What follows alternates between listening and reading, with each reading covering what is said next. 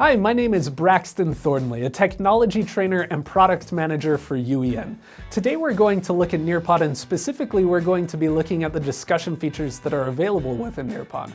Now, Nearpod has 4 main discussion features, and some of these features are great for facilitating a discussion online, but then other features are also really powerful for just sparking conversations that you can have in your classroom.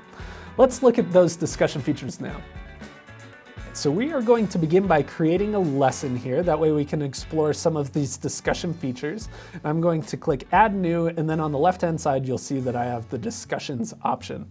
Now, as I mentioned before, there are 4 main discussion features in Nearpod. We're going to explore 3 of those today, but we'll start with the Collaborate board. Again, on the right-hand side, you'll see a summary of what I can do with the Collaborate board, but I'm going to go ahead and add that to our lesson now. Now, as this loads, you'll see that we have kind of a cork board to work with here, but I can change the style of that if I want to. And then across the top, I have the ability to add a title to my discussion and a description. I can also go ahead and add media if I'd like to as well, so images, audio, things like that.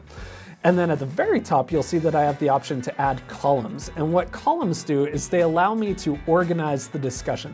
So as students post their own responses to this discussion board, they can assign them to columns and organize their responses that way.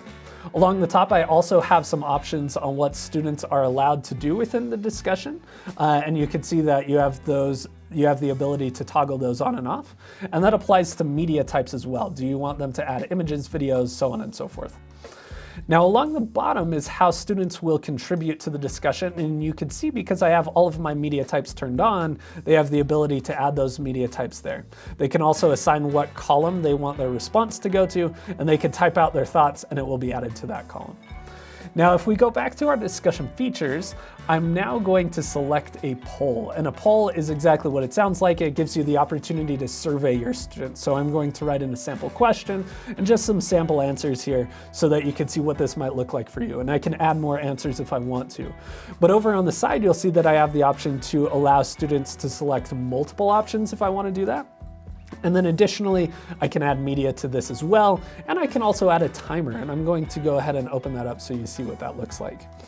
Now, your timer will prompt students to submit their answers. Even if they haven't selected one yet, it will kind of push them to do that. Then you can see in the discussion options, we also have an open-ended question option. And this is really just a chance for students to write open-ended responses that are not seen by their peers. So keep that in mind with this option, is the responses that students write aren't necessarily going to show up for their classmates. And along the top, you can see that we have that toolbar of options. And then I also have the options that we explored before, where I can enable audio recordings, I can add images, a timer, and then once I'm all done with my lesson and it's all ready to go, I can preview my lesson and I can save it and wrap it up and give it to students. So that's a really quick overview of some of our discussion options in Nearpod. We talked about collaborate boards, polls, open-ended questions. You'll notice that there's also the option in Nearpod to add a flip discussion, so you can do that as well if you'd like to. But these, again, are great resources for sparking conversation in your classroom.